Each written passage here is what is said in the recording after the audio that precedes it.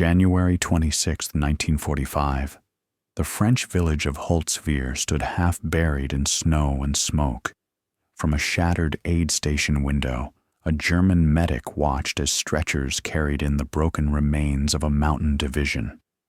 250 men had gone forward that morning with 6 tanks. Barely 70 came back. The survivors spoke of only one thing: not the American artillery, not the burning tank destroyer that blocked the road, but the weapon that had stopped them cold. It was not a secret Wunderwaffe from the laboratories of the Reich. It was a weapon built in an American factory in 1933, stamped from ordinary steel and assembled by men and women who would never see a battlefield. The Browning M250 caliber machine gun, a weapon so mechanically simple and so brutally effective that it would earn a reputation as the most feared firearm of the Second World War. On that day in Alsace, the gun was manned by one man, First Lieutenant Audie Murphy, standing alone on a burning M10 tank destroyer. Wounded, surrounded, and almost out of ammunition, he turned the turret-mounted M2 against an entire German infantry company with armor support. For an hour he fired until the snow around him was black with smoke and blood. When the barrel glowed red, he changed it and kept firing. When ammunition belts ran dry, he reloaded with shaking hands. By the end, the German attack had disintegrated. Murphy would later receive the Medal of Honor from Lieutenant General Alexander Patch. His official citation credited him with inflicting 50 enemy casualties, but the true effect was psychological. The men who survived never forgot the sound of that weapon. German field medics came to recognize its signature wounds instantly. Unlike rifle bullets that pierced and passed through the .50 caliber round, pulverized. Limbs were torn off by kinetic shock. Torsos shredded by energy transfer exceeding 12,000 foot-pounds. A single hit could amputate, and a burst could erase. The M2 was not just a machine gun, it was industrial power turned into a storm of metal. To the German Medical Corps, the pattern of injuries was unmistakable. Field surgeons wrote in their logs that a man struck by a 12.7 millimeter bullet is beyond medicine. Evacuation became ritual, not rescue. In many aid stations, morphine and prayers were the only treatment left. What the Germans did not yet realize was that this weapon, mass-produced by the tens of thousands, represented the American way of war itself, a doctrine where mechanical reliability and infinite supply replaced finesse. Psychologists later studying Wehrmacht records discovered something deeper. Units that faced prolonged .50 caliber fire broke faster even when casualties were low. The reason lay in perception. Ordinary rifle or machine gun fire could be outweighted. There were pauses, reloads, moments of silence. The Browning M2 offered none. Its slow, thunderous rhythm carried across fields like the beat of a war drum that never stopped. Soldiers learned that cover was often meaningless. Stone walls, sandbags, even armored cars could be torn open. Survival became a lottery, luck, not skill, and that realization shattered morale faster than bullets did. Historians at the Rand Corporation would later call this phenomenon psychological saturation fire. It marked a shift in modern warfare, the point when technology began eroding the very concept of courage. Under continuous .50 caliber fire, German units recorded rates of combat exhaustion 40% higher than those exposed only to rifles and mortars. Fear of the unseen had been replaced by terror of the inevitable. The battle at Holtzwihr was not unique. From the bocage of Normandy to the frozen forests of the Ardennes, the deep, rhythmic thunder of the M2 became the soundtrack of American firepower. Each heavy round could punch through the side of a truck, the engine block of a half-track, or the walls of a farmhouse. The weapon's range, more than 800 meters, allowed gunners to strike before being seen. What began as a tool of suppression soon became an instrument of annihilation. Yet what made the Browning truly decisive was not its technical brilliance, but its mathematics. The United States built not the most sophisticated machine gun, but the most abundant one. In 1944 alone, American factories produced over 150 million .50 caliber cartridges every month, enough to give every rifleman in the U.S. Army the firepower of a small artillery battery. When German soldiers whispered about the weapon that never runs dry, they were speaking not only of the M2, but of an industrial engine that no European nation could match. This arithmetic of war would soon echo from the skies. In September 1943, Luftwaffe aces flying over Stuttgart met the same lesson in a different form.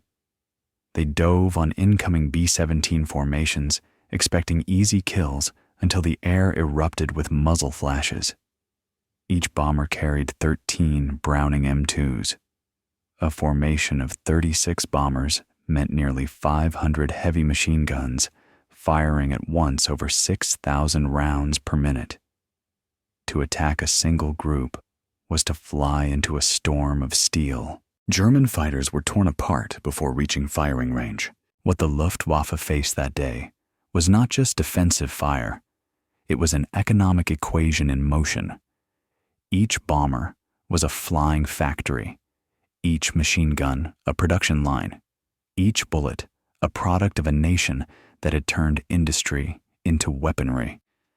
America had found the simplest path to superiority: reliability multiplied by quantity. In post-war debriefings, German pilots would call the American bomber formations Die Fliegenden Festungen, the flying fortresses, not for their armor, but for their endless synchronized firepower. To them, the M2 was the fortress itself. By 1945, as German industry crumbled under bombing and blockade, the M2 symbolized the gap between two civilizations, one still fighting like an army, the other waging war like a factory. In a conflict where innovation often failed and logistics always decided, the humble Browning .50 caliber had become more than a weapon. It was the mechanical heart of modern warfare, steady, methodical, and unstoppable. September 6, 1943. The skies over Stuttgart glowed red. The first major American daylight raid on Germany's industrial heartland was underway. 388 B-17 flying fortresses advanced in perfect formation, each a moving fortress, bristling with 13 Browning M2 .50 caliber machine guns. From below, German civilians stared upward at a sight that seemed impossible, the horizon itself flashing with hundreds of synchronized muzzles. For the Luftwaffe pilots who scrambled to intercept it was supposed to be routine. They had mastered bomber interception over the Channel and in the East. The Focke-Wulf 190s and Messerschmitt 109s carried their trusted 20mm cannons, powerful enough to shred a bomber in one pass. Doctrine called for attacking from above and ahead, breaking formation with surgical precision. But that day, every rule of air combat broke apart. As the first wave of German fighters dove, the bombers erupted not in flame, but in counterfire. The formation became a single living weapon, 468 machine guns firing over 6,000 rounds per minute. At 800 meters, the air turned opaque with tracers. German fighters bucked violently as heavy bullets tore through fuselages, wings, and coolant lines. Pilots rolled away, some screaming over the radio that they were flying through a wall of steel. Within minutes, the sky was littered with burning aircraft. Historians now call that moment the birth of defensive firepower doctrine. The U.S. Army Air Forces had not built a weapon system, they had built an ecosystem of overlapping lethality. The Browning M2 was its nervous system, a web of synchronized guns powered by industrial logistics. RAND analysts decades later would note that the B-17's true armor was not steel, but redundancy. Each bomber carried between 5,000 and 7,000 rounds of ammunition, with some crews smuggling extra belts aboard against regulations. American engineers had solved the problem of attrition not through invention, but through replication. If one gun jammed 12 others covered its field. If a plane fell, the formation closed ranks. This was not tactical elegance, it was algorithmic war.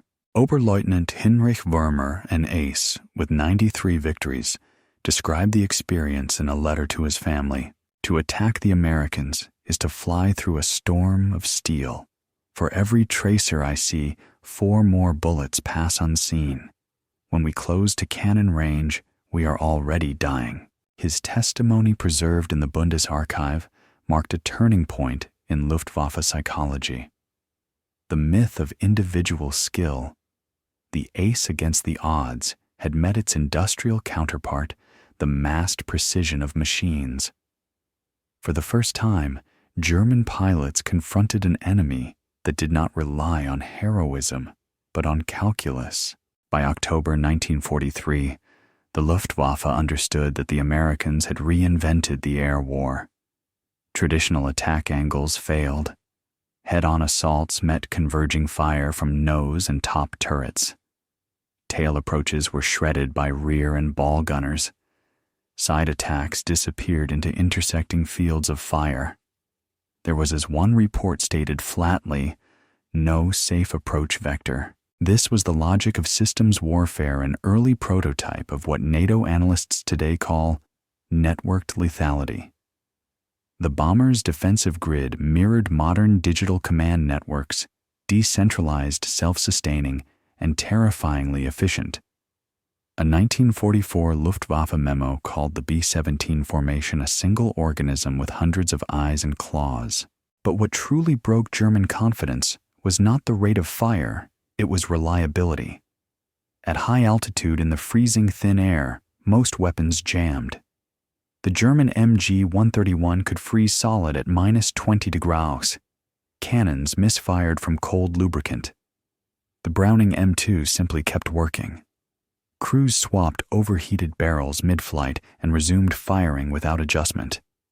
Maintenance units on the ground replaced entire gun assemblies in under an hour. American pilots joked that the only way to stop a Browning was to run out of ammunition, a problem they rarely faced. After the war, Luftwaffe officer Wolfgang Fischer described it best in his debriefing at Bad Kissingen in March 1946. What made the American bomber a fortress was not armor, but persistence.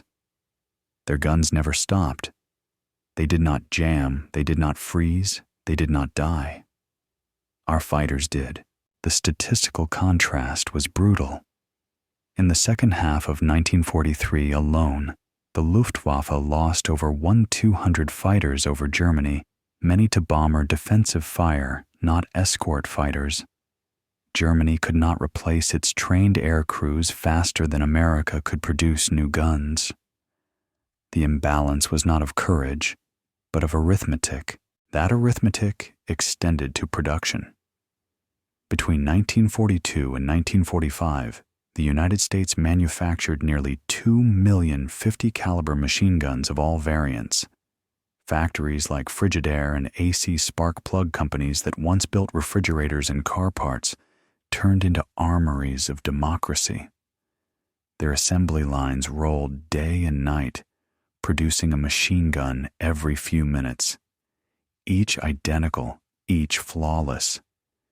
It was not genius, but geometry, repeatable precision, made infinite. Economic historians from MIT have since called this industrial compounding. By building standardization into weapon design, the United States achieved exponential logistics. Every gun shared parts. Every mechanic knew every bolt. In effect, America's supply chain became a single organism, just like its bomber formations. Germany, with its fragmented craft-based manufacturing, could not replicate that efficiency. In retrospect, the Battle of Stuttgart was less a clash of air forces than a demonstration of industrial evolution. One side relied on skilled labor and scarce alloys, the other on assembly lines and abundant steel. The B-17s that returned home that evening had proved something revolutionary. Reliability itself was a weapon, and beneath the thundering guns, an invisible truth emerged that the Browning M2 was not only a tool of destruction, but the audible heartbeat of America's economy in motion. Each burst of fire was backed by oil ore and manpower, measured in millions. Every tracer that cut across the German sky was a line drawn from Detroit to the Rhine. The Luftwaffe aces had entered the battle believing in skill. They left believing in mathematics. From that day forward, fear of the M2 spread across every front, from the skies of Europe to the sands of Africa. The Germans had learned that the sound of that slow, relentless thunder meant more than danger. It meant inevitability. By 1944, the message was unmistakable. Wherever American forces advanced, the deep rhythmic thunder of the Browning 50 caliber preceded them like a storm. From Sicily's beaches to Normandy's hedgerows, from the ruins of Aachen to the snows of the Ardennes, the Germans learned that when the Browning spoke, movement itself became suicide. The lesson came home first to the Luftwaffe and then to the Wehrmacht's ground troops.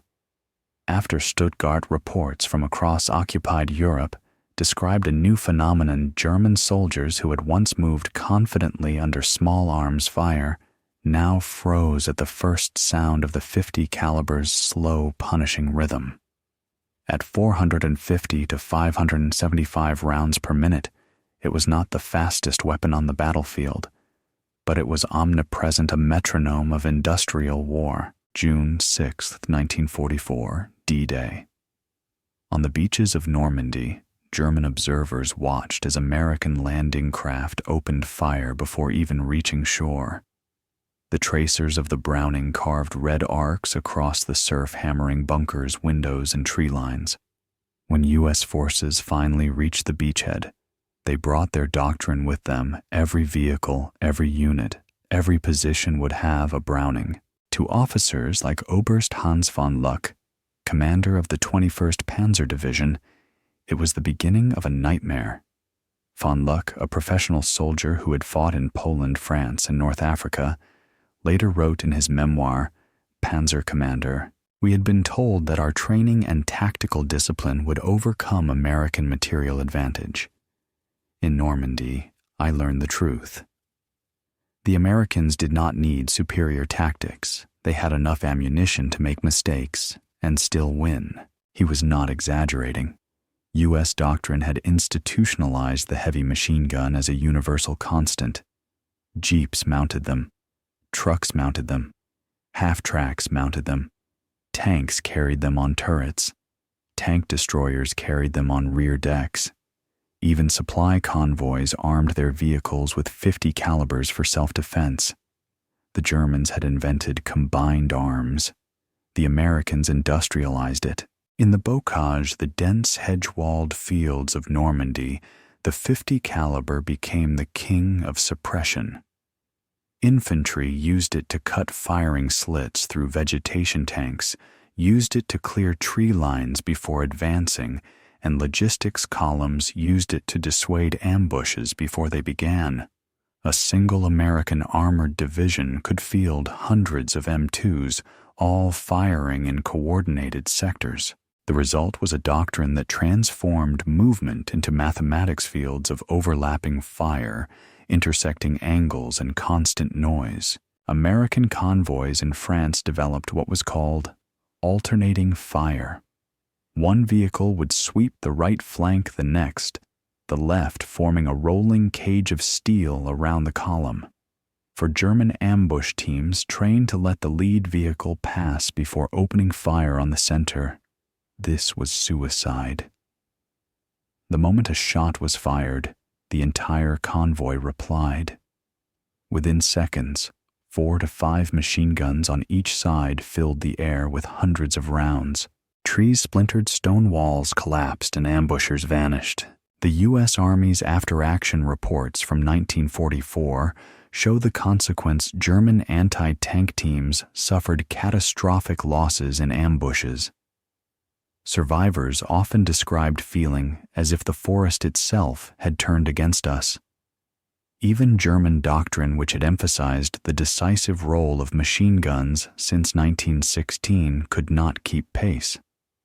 The MG-42 might fire twice as fast as the M2, but it could not compete with the Americans' endless ammunition supply. Fire superiority had ceased to be a matter of rate.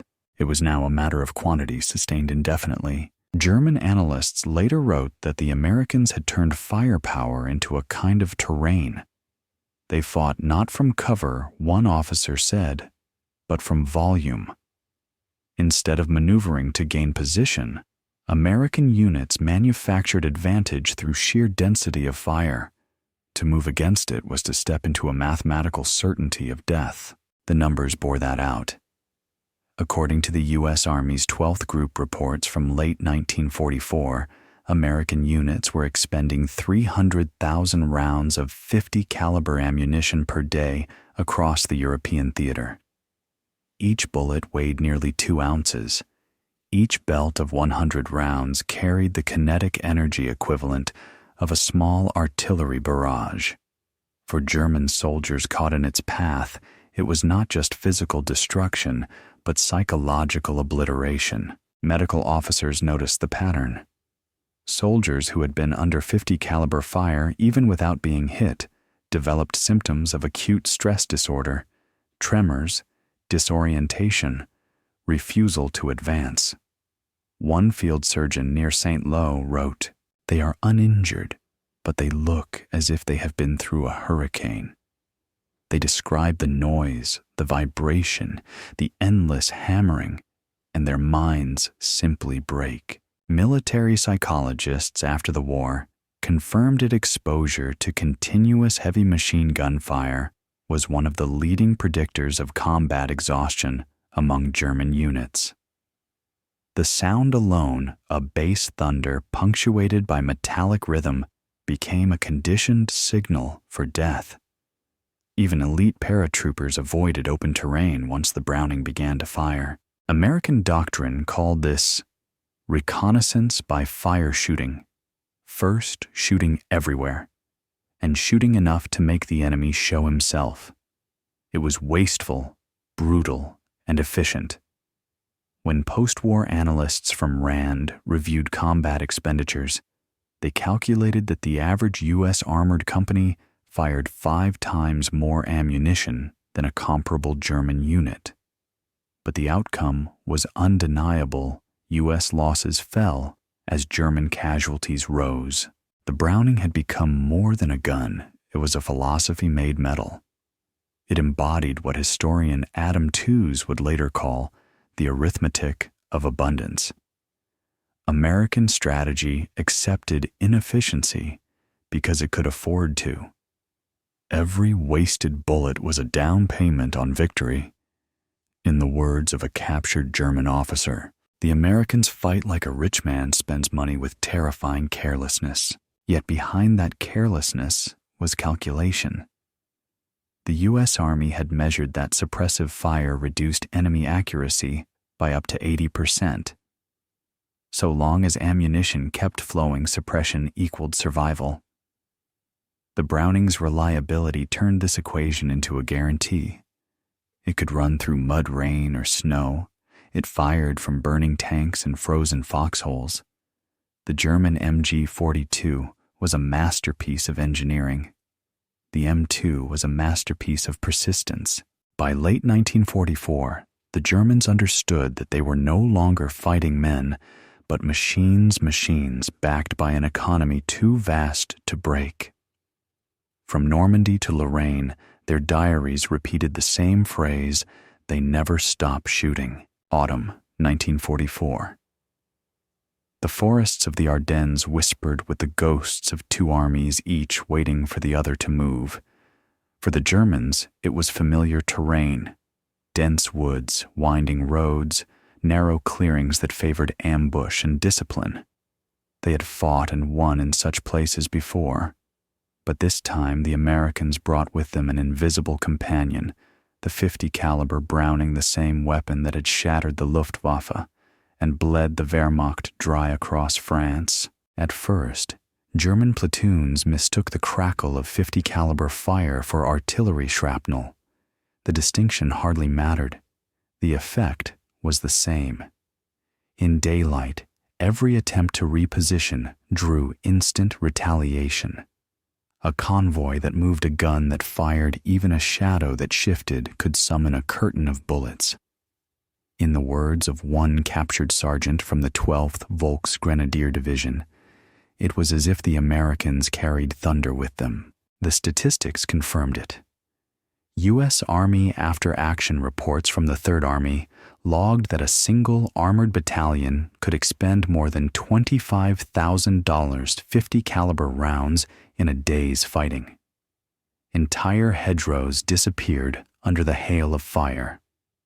At St. Lo and Nancy, tank commanders learned to suppress any suspected threat before infantry even advanced. Whole walls of villages ripped open by methodical bursts. The German counterattacks collapsed before they began. Men simply could not rise against that sound. The Americans called it reconnaissance by fire. What they meant was mathematics. If the probability of hidden enemies was unknown, increase the sample size fire until the answer revealed itself. It was wasteful, but it worked. Rand analysts decades later compared the tactic to modern statistical modeling, an early brutal form of data saturation that traded efficiency for certainty. In the field, it translated to dominance through noise. German doctrine had no counter. The Wehrmacht's core principle, Feuer und Bewegung, fire and movement, depended on discipline, not abundance. Their machine guns, the MG-34 and MG-42, were devastating in bursts, but relied on ammunition conservation. Each German infantry squad carried about 1/800 rounds for its gun. Once spent, resupply was uncertain. The Americans, by contrast, measured ammunition in tons, not belts. When a U.S. armored division advanced it, dragged behind it an entire industrial ecosystem: fuel trucks, ammunition, haulers, maintenance crews, an economy on wheels. The .50 caliber Browning was the perfect symbol of that system: heavy, dependable, and omnipresent. The psychological cost to German soldiers was incalculable. Medical officers near Aachen wrote of troops who refused to move even under direct orders once they heard the first bursts. The British psychiatrist Henry Dix, assigned to interrogate captured German officers, recorded in his 1945 notes that the Americans induced paralysis not through terror, but through certainty. The certainty that exposure meant destruction. And yet the real transformation of the .50 caliber's role came not on land, but in the air. The skies over France and the Low Countries belonged to the Republic P-47 Thunderbolt, a squat, rugged fighter whose pilots joked it was a flying engine with guns attached. Those guns, 8 Browning M2s, delivered more than 4,000 rounds per minute. A single strafing run could erase a column of trucks, a battery of artillery, or a company on the march. Survivors of these attacks would later tell Allied interrogators the same story. You hear the engines first. By the time you look up, you are already dying. The P-47s came in low, their tracers forming red rivers that flowed across roads and fields. German units learned to abandon vehicles the moment they heard the aircraft approach. Better to lose the truck than the men inside. The destruction went beyond the physical. American pilots carried enough ammunition for multiple passes, often strafing a target circling, then returning minutes later. The Germans called it Die Zweite Welle, the second wave. It created a psychological rhythm of dread, silence, then thunder, then silence again. One intelligence report described the cumulative effect as a dread of intervals.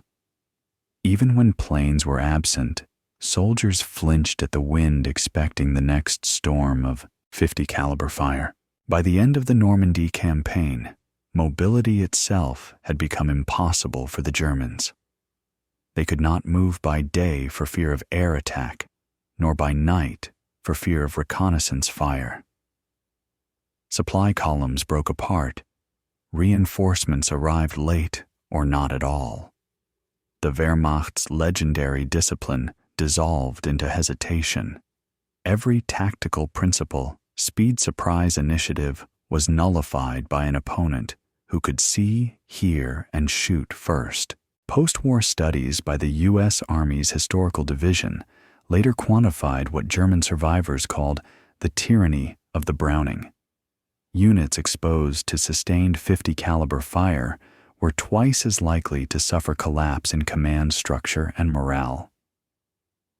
Even elite formations, the Panzerlehr Division, the Fallschirmjäger regiments recorded after-action notes describing entire companies pinned for hours by a handful of American gunners. What emerged from those fields of fire was not a new weapon, but a new idea: firepower as strategy. The United States had turned the economics of abundance into a military doctrine. As historian Richard Overy would later write, American soldiers did not fight the enemy's soldiers, they fought his production line. The Browning M2 was the visible expression of that fight, each round a message from the factories of Detroit and Pittsburgh to the fields of Europe.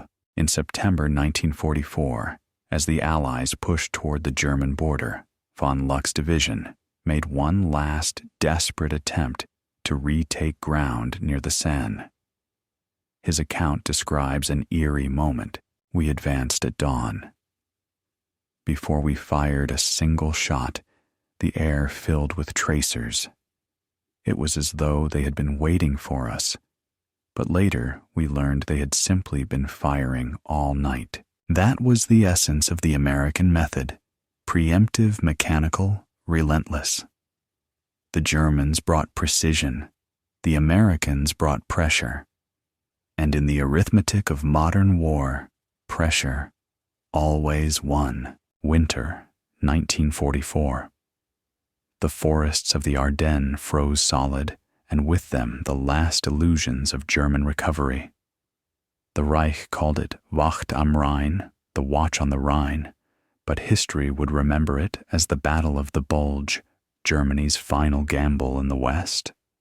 What Berlin hoped would be a lightning counteroffensive instead became a grinding demonstration of industrial mathematics.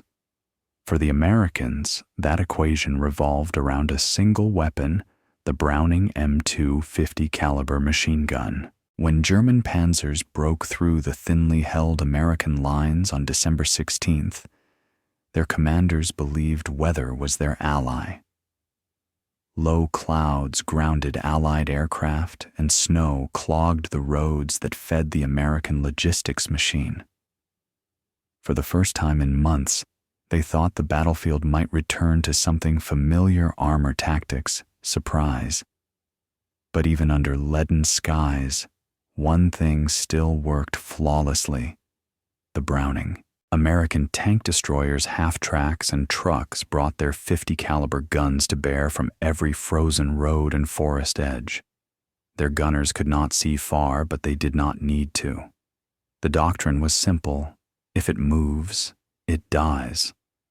In towns like St. Vith and Bastogne, The machine gun's metallic thunder rolled endlessly across the snow, echoing from church spires and pine groves. The heavy bullets tore through wooden houses, shattered stone walls, and hammered at tanks' optics and external fittings. Against infantry, the effect was apocalyptic. German soldiers advancing through drifts of snow suddenly found the air itself turned solid by lead. At Bastogne, encircled American defenders used their .50 caliber mounts as both shield and sword. The cold froze lubricants in most weapons, but the M2s kept firing. Crews changed barrels with bare frostbitten hands, reloaded belts, with breath steaming from their mouths. When German infantry tried to overrun positions, the gunners simply adjusted elevation and raked the snow line, cutting through men and pine trees alike. The defenders' logs are laconic. Repelled attack, 0300 HRs, all guns serviceable. The Wehrmacht's own field reports from that week read like surrender notes disguised as analysis. One officer from the 26th Volksgrenadier Division wrote, "The American heavy machine gun is not a weapon but a principle. It fires everywhere always without reason or rest. That principle of constant overwhelming fire was not an accident. It was doctrine born of arithmetic. Each American infantry company was allocated tens of thousands of rounds of .50 caliber ammunition and trained to expend it without hesitation. Fire was cheaper than lives." As historian James Holland later noted, the United States fought World War II as if every bullet came from a factory already paid for. For the Germans raised on the gospel of precision and conservation, this approach was incomprehensible. Their tactical culture had always prized efficiency, one well-placed shot, one decisive blow. The Americans fought differently. They overwhelmed the probabilities. A burst of 50 rounds might miss, but the next 500 would not. In military economics, that difference defined the century. Even when German panzers rolled through the mist, their steel shells groaning in the cold, the Browning still found a role. It could not pierce the thick frontal armor of a Tiger, but it could smash periscopes, damage tracks, and blind gunners. More importantly, it suppressed the infantry that tanks relied on to survive in close terrain.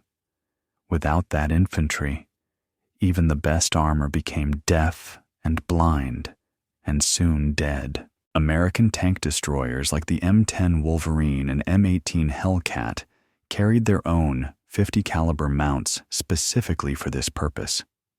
After every engagement, reports came back, the same fired at dismounting infantry. Excellent results. When tanks were disabled, crews often abandoned them and used the Browning from the open air, just as Audie Murphy had done months earlier at Holzwihr. The weapon had transcended its classification. It was no longer just a heavy machine gun. It was the connective tissue of the American battlefield. The Germans called it Der Fleischwolf, the meat grinder. The Americans called it Ma-Deuce, a term of both affection and awe. The gun's simple recoil-operated design allowed it to fire in conditions that jammed most weapons' mud, sleet, ice, even direct hits from shrapnel. Its longevity came from design minimalism, a handful of moving parts, machined with obsessive precision. Where German engineers pursued complexity for performance, John Browning had pursued simplicity for endurance. A captured officer of the 2nd Panzer Division put it bluntly during interrogation in February 1945, "We Germans built the best machine guns. The Americans built the ones that never stop." As the Battle of the Bulge dragged on, the arithmetic reasserted itself. Once the weather cleared, the skies filled with P-47 Thunderbolts again, each carrying 8 Browning M2s. The sound of those guns raking columns of retreating armor completed the destruction that the ground crews had begun. German formations that had survived the ground fire were torn apart from above. To Allied observers, it was the final proof that the weapon symbolized more than firepower. It symbolized inevitability. By January 1945, when the German offensive finally collapsed, Allied commanders could quantify victory with astonishing precision. For every round fired by a German machine gun in the Ardennes, American forces had fired 10. For every ton of ammunition the Germans could deliver to the front, the U.S. Army delivered 50. The war was no longer a contest of courage, but of calculus. In the ruins of the Bulge, captured diaries and after-action reports told a consistent story. German officers no longer spoke of tactics or strategy. They spoke of exhaustion, the exhaustion of men fighting an enemy who fought like an algorithm. They do not wait, one wrote. They calculate. That perhaps was the ultimate transformation of the Browning M2. It had begun as a machine gun and ended as a metaphor for a civilization. America's doctrine of firepower, relentless, redundant, reliable, embodied the industrial logic of total war. Every bullet, every gun, every factory line expressed the same equation: output equals survival. And when that equation met the German obsession with precision, it produced only one possible answer. The side that could afford to miss won. Spring 1945. The Rhine River, once Germany's defensive dream, had become a crossing point for the inevitable. Bridges lay in ruins, cities burned, and the echoes of war had been reduced to a single sound: the deep, rhythmic pulse of the Browning M2 50 caliber. By now, even German civilians knew it by heart. Its voice rolled across valleys and through shattered towns, a grim drumbeat marking the end of the Reich. In the final months of the war, the weapon's omnipresence reached near mythic proportions. Every American column, whether armored spearhead or supply convoy, was crowned with the same silhouette: a gloved gunner standing behind an M2, the barrel blackened from hours of sustained fire. The gun's metallic heartbeat became the soundtrack of the Allied advance. For German soldiers, it was the last sound before surrender or silence. Field Marshal Albert Kesselring, one of Germany's most experienced commanders, later described the American advance across the Rhine as a moving fortress built of noise and light. What he meant was the combination of massed artillery aircraft and those relentless 50 caliber guns which seemed to fire at everything that moved. There was no longer any distinction between front and rear offense and defense. American logistics convoys, once prime ambush targets, had turned into mobile battle lines. The M2 Browning had democratized firepower. Every truck driver, every mechanic, every quartermaster was potentially a gunner. German attempts to adapt only deepened the futility. Infantry units tried to infiltrate by night, believing darkness would cloak them from detection. But the Americans had developed a doctrine of night suppression firing, 50 caliber bursts into tree lines, crossroads, and likely assembly areas without confirmation of targets. The glowing tracers, one for every 5 rounds, carved red ribbons through the dark. Each arc represented not just fire, but information. The Americans were mapping the battlefield with bullets. Survivors of these night bombardments described scenes almost surreal in their precision. You could see the light moving toward you, one German corporal recalled, like someone drawing your death in the air. The psychological effect was devastating. Men hid underground or fled positions long before American infantry arrived. The U.S. Army's Psychological Warfare Division later reported that 50 caliber tracer fire caused measurable increases in surrender rates, even without direct casualties. Soldiers would crawl toward the light not to fight, but to give up. Urban warfare made the weapon even more dominant. In Cologne, Frankfurt, and Würzburg, the Browning's long, heavy barrel was used like a scalpel to cut through the concrete skin of cities. American tank commanders perfected a simple, brutal tactic: fire the .50 caliber in sweeping arcs across building facades before infantry moved in. Windows, shattered doors exploded inward, and defenders were forced to ground floors where grenades and flamethrowers awaited them. There was no subtlety, no elegance, only overwhelming certainty. A German engineer unit defending the outskirts of Cologne recorded their final report before disbanding: "Our positions cannot be held. The enemy's heavy machine guns penetrate our walls. There is no shelter. Even the cellars are not safe." By March, entire German formations had ceased to function as cohesive units. Their command structures were shattered, communications broken, morale non-existent. They were not defeated in classic battles. They were dissolved by attrition.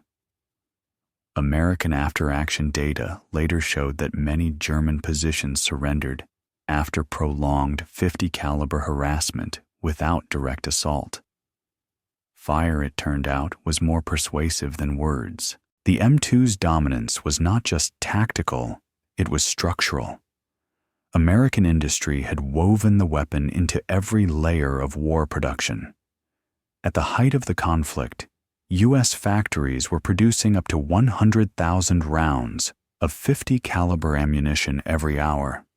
Assembly lines at AC spark plug and Frigidaire companies that had once built refrigerators and car parts now produced death with industrial precision. Economists from the Bureau of Labor Statistics later calculated that a single day of American .50 caliber production in 1944 exceeded Germany's total small arms ammunition output for an entire month. It was this fusion of economy and strategy, of capitalism and combat, that turned the Browning from a weapon into a symbol. The gun was not the product of genius innovation. It was the triumph of logistics over ideology. As Rand military theorist Bernard Brodie would later write in his 1949 study, "Strategy in the Missile Age, the most dangerous weapon is not the one that kills the fastest, but the one that never stops firing." And the M2 never did. It fired through rain and mud, through blizzards and dust storms. It functioned after taking direct shrapnel hits, after overheating, after thousands of rounds. In the last desperate battles across the Ruhr Pocket, German soldiers reported hearing Browning fire from every direction, from trucks, tanks, boats, even the skies above, as P-47 Thunderbolts strafed roads with their 8-gun wings. Each plane carried 400 rounds, enough for 6 separate passes. Each pass left the earth scoured and smoking. When the U.S. Ninth Army crossed the Rhine at Remagen in March 1945, their forward observers described what looked like fireworks blooming over the riverbank, streams of .50 caliber tracers sweeping across the darkness. It was in fact a rolling curtain of fire to suppress potential snipers and artillery observers. A single night's crossing consumed more than 2 million rounds. The engineers building pontoon bridges beneath that fiery canopy worked without interference. Across the river, German machine gunners simply stopped shooting. They knew resistance was mathematical suicide. By April, the war's end was not a question of if, but when. The last functioning German divisions under the command of men like General Walter Wenck were sending fragmented radio messages, their words half buried under static and despair. Even in retreat, they could hear the .50 caliber, that mechanical heartbeat pulsing from every hill, every truck, every plane. In May 1945, when the guns finally fell silent, the M2 Browning had fired more than 4.5 billion rounds in the European theater alone. Its design remained unchanged from the version that had first entered production in 1933. It was heavy, old-fashioned, and utterly indestructible. For the Germans, it had become an object of hatred and dark admiration. One Wehrmacht report concluded simply, "It is the weapon that proves our defeat is not moral, but mathematical." The post-war years would confirm that judgment. The weapon that helped end the Third Reich would continue to serve in Korea, Vietnam, Iraq, and Afghanistan, unchanged in principle, improved only in detail. 80 years later, the Browning M2 remains in service, the longest continuously operating firearm in U.S. military history. It outlived the empire, it destroyed the ideologies it silenced, and most of the men who once pulled its trigger. It is more than a machine gun. It is the voice of industrial warfare, steady, relentless, and eternal. In the quiet after the war, Europe lay silent beneath a fog of exhaustion. Its fields cratered its cities, hollowed its people numb. Yet even in that silence, the echoes of one weapon lingered. To German veterans, it was a sound that refused to die, the deep rhythmic percussion of the Browning .50 caliber. They had faced artillery air raids and tanks, but it was the unending mechanical certainty of that gun that haunted their memories. It was the voice of a war that had replaced courage with calculation. When American investigators from the U.S. Army Historical Division began interviewing captured officers in 1946, one theme repeated again and again. Major General Fritz Bayerlein, who had commanded Panzer Lehr Division in Normandy, told his interrogators that the Browning machine gun had destroyed the meaning of maneuver. His words were not poetic, they were analytical. In traditional German doctrine, war was a dance of initiative feints, counter-moves, deception. But in France and the Ardennes, every attempt to move, to improvise, to think tactically had been met by instant, overwhelming fire. "You could not outthink it," he said. "You could only outlast it, and we could not." For the Germans, the Browning symbolized the broader collapse of their military philosophy. The Wehrmacht had prized precision, the perfect gun, the perfect tank, the perfect shot. But in 1944-45, they discovered that precision had no answer for ubiquity. A Tiger tank was a masterpiece. 100 Shermans each with a .50 caliber on its turret where inevitability made steel. And inevitability in the end was what broke them. Post-war American analysts quickly recognized the lesson. Rand Corporation studies in the late 1940s and early 1950s described the M2 Browning not merely as a weapon, but as an enabler of logistical dominance. The researchers concluded that the gun's reliability coupled with industrial-scale production represented a prototype for the American way of war, one that favored volume sustainment and system resilience over individual brilliance. What mattered was not the skill of the gunner, but the certainty of the system that placed him there with ammunition, fuel, and spare barrels ready. Even the Soviets studying captured equipment after the war paid attention. Red Army analysts at the Central Research Institute of Armament wrote in 1947 that the American heavy machine gun demonstrates that simplicity and supply exceed mechanical perfection. They later developed their own derivatives, the DSHK and NSV, inspired not by the M2's engineering, but by its doctrine of universality. Every vehicle, every emplacement, every convoy must be armed and ready to respond at once. In that sense, John Browning's design had changed not just tactics but geopolitics. The weapon's endurance became a metaphor for American power itself. Long after 1945, the same gun that had raked German armor at Bastogne was mounted on jeeps in Korea River patrol boats in Vietnam, Humvees in Iraq, and remote turrets in Afghanistan. It became, in effect, the soundtrack of U.S. foreign policy, the metallic punctuation of deterrence. Journalists embedded with U.S. forces in the Persian Gulf described it as a voice older than the soldiers who fired it. Its presence was a reminder that industrial reliability could outlive any ideology, any generation. For German veterans rebuilding their shattered country, that sound carried moral weight.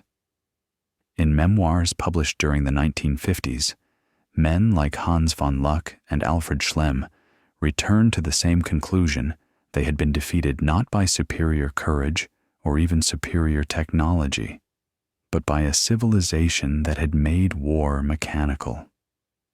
The Americans, they wrote, had treated battle like a production problem: define the output, standardize the input, and never stop the line. That philosophy became the cornerstone of what historians would later call the American system of war. From World War II through the Cold War and beyond, it was a system built not on genius, but on guarantee on weapons that always worked, fuel that always arrived, and supply chains that never broke. The Browning M2 was its purest embodiment, a weapon too simple to fail and too reliable to replace. Economic historians point out that this doctrine grew naturally from America's industrial DNA. The same factories that once built refrigerators, sewing machines, and automobiles could be repurposed overnight to build guns, engines, or bombs. In the language of systems theory, it was modular resilience. In the language of soldiers, it was simply overkill. And that overkill rewrote the psychology of 20th century war. When the Bundeswehr, West Germany's new army, was founded in 1955, its officers studied American manuals that emphasized volume of fire over precision. "Suppress to survive," read one translated note from a U.S. infantry tactics course. It was a bitter inheritance from a weapon their fathers had once feared. By the 1960s, the M2 had achieved a kind of immortality. It required no re-engineering, no reinvention. NATO ballistics charts still listed it as standard issue.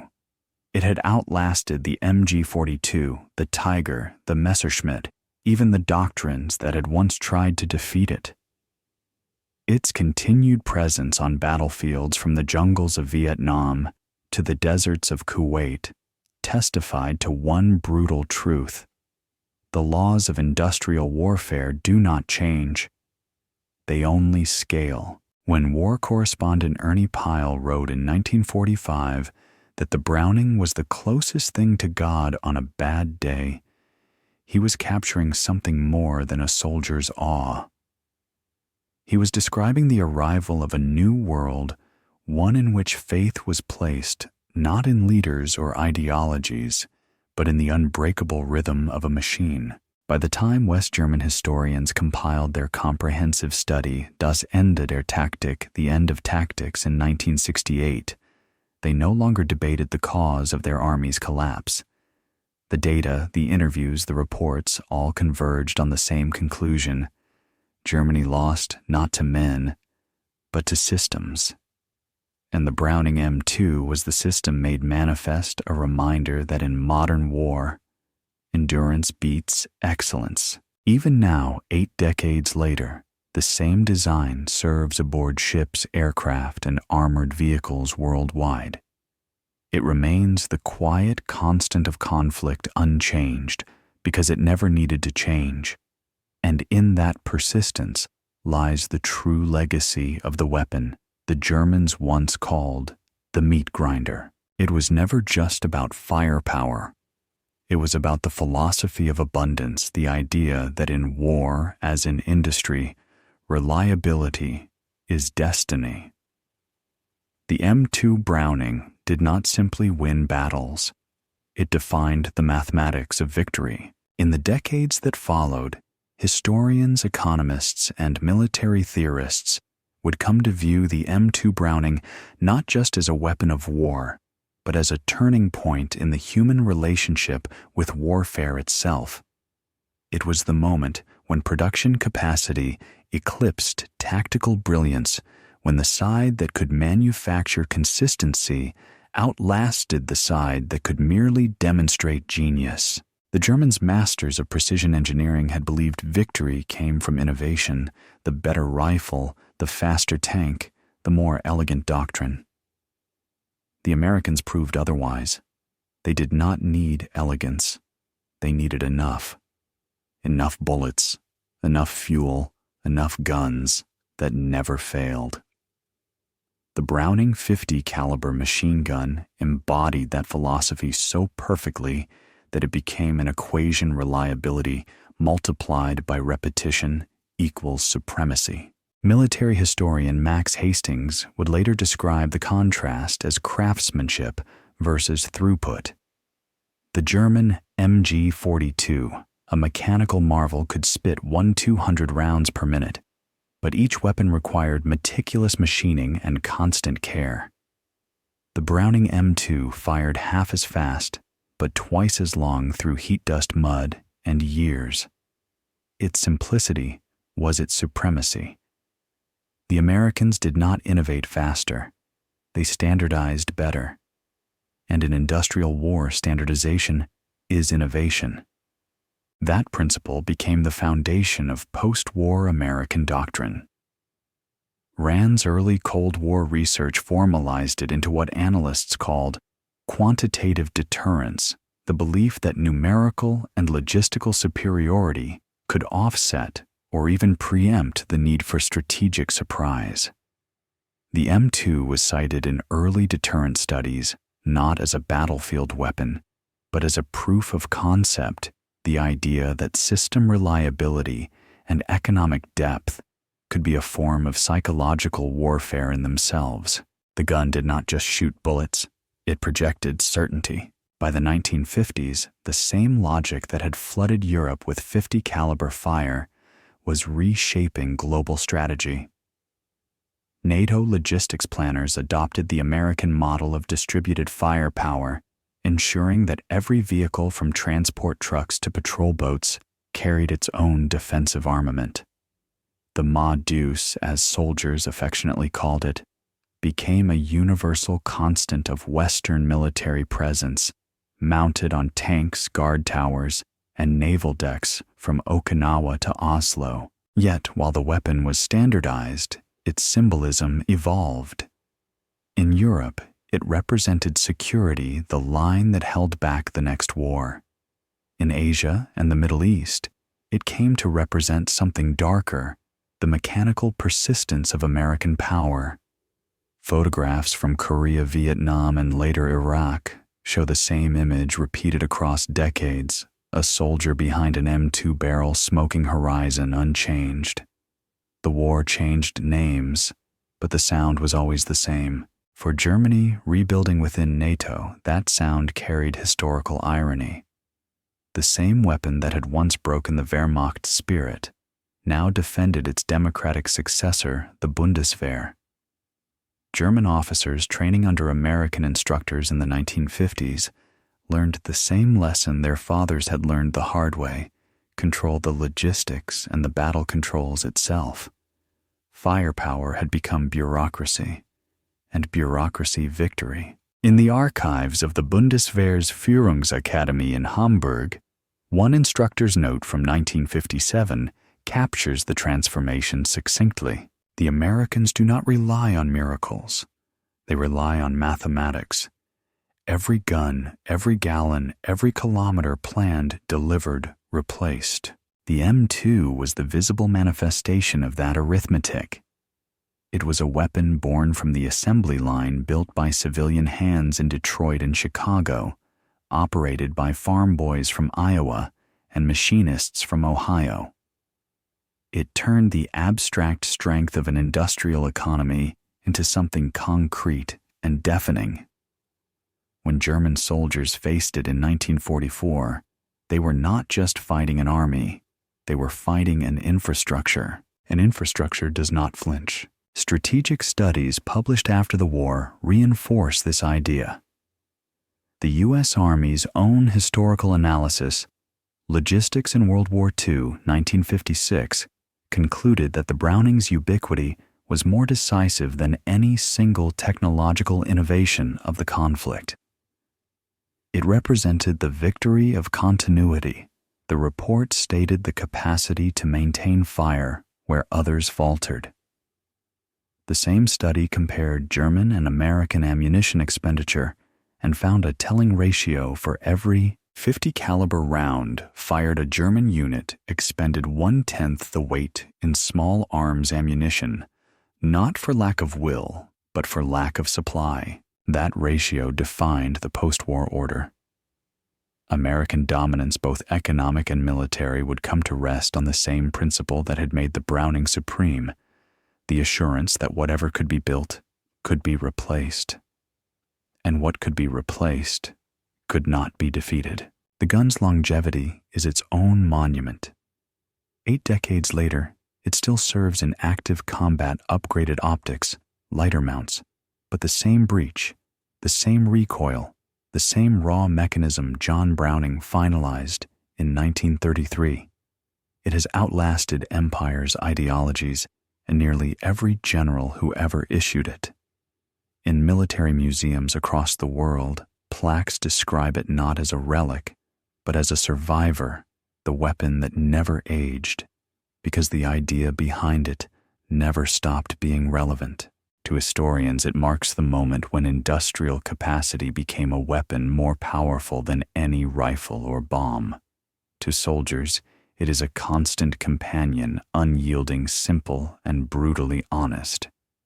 And to those who faced it in Normandy, in the Ardennes, in Cologne, it remains the sound of inevitability, the mechanical heartbeat of an empire that fought with arithmetic instead of art. As one German veteran told an interviewer in 1964, when you heard that sound, you did not think of a man firing.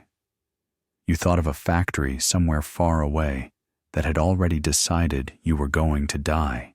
That is why they hated it, not for its size or speed, but for what it meant. The Browning M2 was not merely a gun. It was the manifestation of a civilization that had learned to turn numbers into dominance. It was the thunder of modernity itself, loud, relentless, and unanswerable. By the time the world entered the Cold War, the M2 Browning had become something greater than its own purpose. It was no longer simply a machine gun. It was the continuity of power embodied in steel.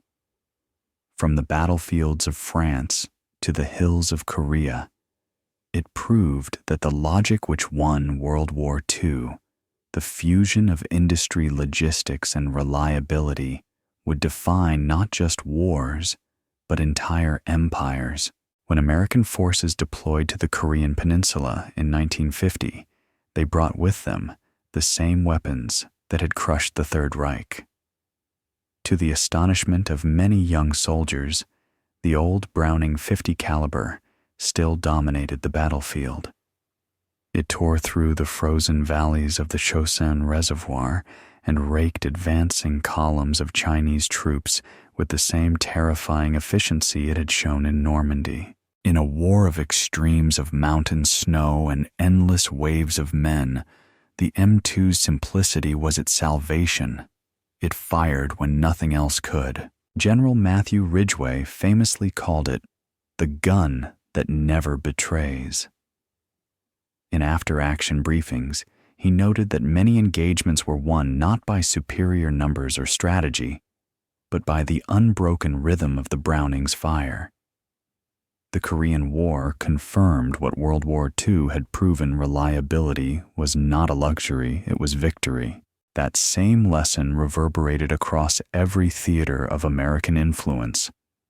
In Vietnam, the M2 was mounted on patrol boats slicing through the Mekong Delta on jungle outposts, defending perimeters, and on the doors of UH-1 Huey helicopters, raining fire into the green. Decades after Hitler's defeat, Vietnamese fighters learned what German soldiers already knew: that the Browning's slow pounding cadence could outlast any ambush. But by then, the weapon's meaning had changed. To American soldiers, it was no longer just a tool of survival. To the rest of the world, it had become a symbol of endless reach. When a convoy in Saigon or Baghdad bristled with 50 caliber barrels, it was more than defense. It was a statement the arsenal of democracy was everywhere. Political scientists began to study the weapon as an object of culture as much as conflict. Rand's 1972 analysis, Firepower and Perception, argued that the M2 had achieved what few weapons ever could: psychological permanence. Its sound alone, one report noted, produces compliance. The same rhythmic beat that once echoed through French hedgerows now defined checkpoints, patrols, and forward bases from Southeast Asia to the Middle East. In Germany, now divided and haunted by memory, that sound returned in a different context. The new West German Army, the Bundeswehr, trained alongside American units using the same Browning that had once terrified their fathers. For some officers, it was a symbol of alliance. For others, an uncomfortable reminder of subjugation. Colonel Ernst von Baer, writing in 1961, captured the paradox. It is the weapon that once destroyed us and now protects us. We fear its voice, but we rely on it. The gun's industrial lineage endured as well. American manufacturers, guided by post-war contracts, continued to produce M2 components well into the 21st century. The design required almost no modernization. A new barrel here, a lighter mount there, but the soul of the weapon was unchanged. Pentagon maintenance reports from 2008 still listed the Browning as fully serviceable with indefinite lifespan. It was an engineering miracle that transcended eras, bridging the age of propeller planes and the era of drones. Defense analysts began referring to it as the forever gun, not out of sentimentality, but because no replacement could justify its removal. Newer weapons came and went: the M60, the M240, the GAU-19. But the M2 remained a fixed star in a shifting arsenal. It was too efficient to retire, too iconic to replace. Its longevity forced a deeper realization that the United States had mastered not innovation, but persistence. The Browning had become an extension of national character, pragmatic, enduring, and implacably functional. It represented a worldview built on the principle that consistency itself is power. In that sense, the M2 was not merely a weapon of war. It was the mechanical philosophy of the American century. Historians have long debated whether this doctrine, the triumph of industrial quantity over tactical artistry, was inevitable. Could another nation, with different priorities, have replicated it? The answer, most agree, is no. The M2 Browning was born from a uniquely American confluence of industry, geography, and ideology. It was forged by a society that prized abundance, mechanization, and mass production, a nation that saw perfection not in refinement, but in replication. In his 1987 lecture at the London School of Economics, historian Paul Kennedy summarized it in one line: Germany built weapons, America built systems. The Browning M2 was the first and greatest of those systems. It represented not genius in metallurgy or tactics, but the triumph of organized scale, the harnessing of a continent's worth of factories, workers, and logistics into a single, unbreakable rhythm of fire. And that rhythm never stopped. Through Korea, through Vietnam, through the Persian Gulf and Afghanistan, the 50 caliber Browning continued to speak the same mechanical truth: the power that sustains itself will always outlast the power that dazzles and dies. In that way, the Germans were right to hate it. because they understood what it meant that their war, their doctrine, their vision of warfare built on excellence and precision had been rendered obsolete by an enemy who fought not like an army, but like an economy. The M2 Browning was not just the weapon that won the war. It was the sound of history turning a low, steady drumbeat, marking the arrival of the industrial age in full. 80 years on the Browning M2 still stands as both artifact and prophecy, the rare weapon that outlived the men, the nations, and even the ideologies that forged it. Its silhouette, squared and simple, has become universal shorthand for power on a Humvee in Iraq, a patrol boat in the Strait of Hormuz, a watchtower in Eastern Europe. No matter the decade, the scene remains the same: one gunner, one steel tripod, and the unbroken rhythm of 50 caliber thunder. For military historians, the weapon's endurance poses a fascinating paradox. How could a design from the early 20th century, conceived when biplanes filled the sky and radios crackled with Morse code, remain indispensable in an era of satellites and autonomous drones? The answer lies not in the gun's lethality alone, but in the principle it represents: durability as strategy. When the United States entered the age of nuclear deterrence, it carried with it the same industrial DNA that had powered the Browning. The weapon was not only an implement of battle, it was a philosophical blueprint for American warfare itself. The logic was simple, but absolute reliability wins. Whether in steel, silicon, or strategy, any system that works everywhere all the time is more valuable than one that works brilliantly only sometimes. That philosophy built the modern military-industrial complex. It birthed the standardized logistics chain, the interchangeable part, the modular vehicle, the global supply web, all echoing the same pattern that once allowed a single machine gun to be mounted on every Jeep, every tank, every aircraft. The Browning had taught America that uniformity is efficiency, and efficiency is victory. To the soldiers who still operate it today, the M2 is more than a tool, it's a companion.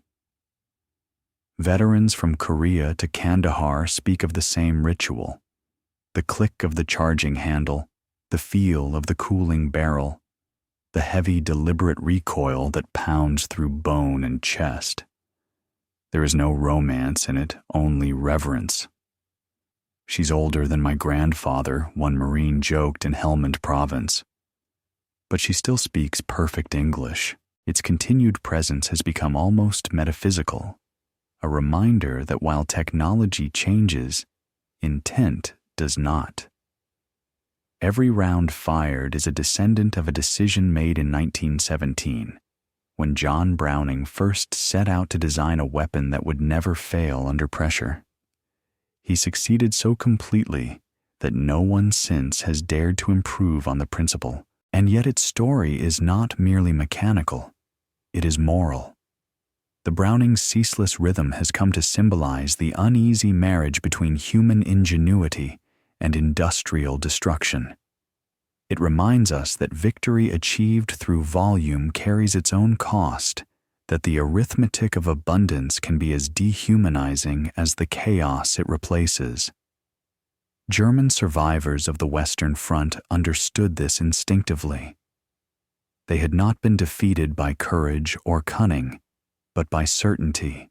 To them, the Browning was less a gun than a verdict, a mechanical reminder that the modern age belongs not to the daring, but to the enduring. In that sense, the M2 marks a boundary in human history, the point at which war became less about men and more about machines, less about inspiration and more about replication.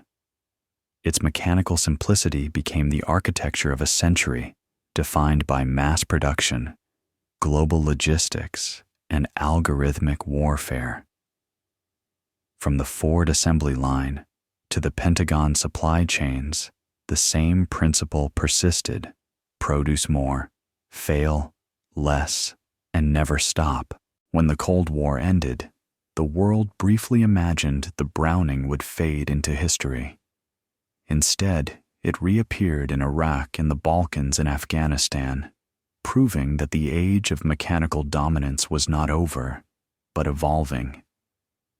Drone pilots now watch from screens as the same muzzle flash lights up infrared feeds.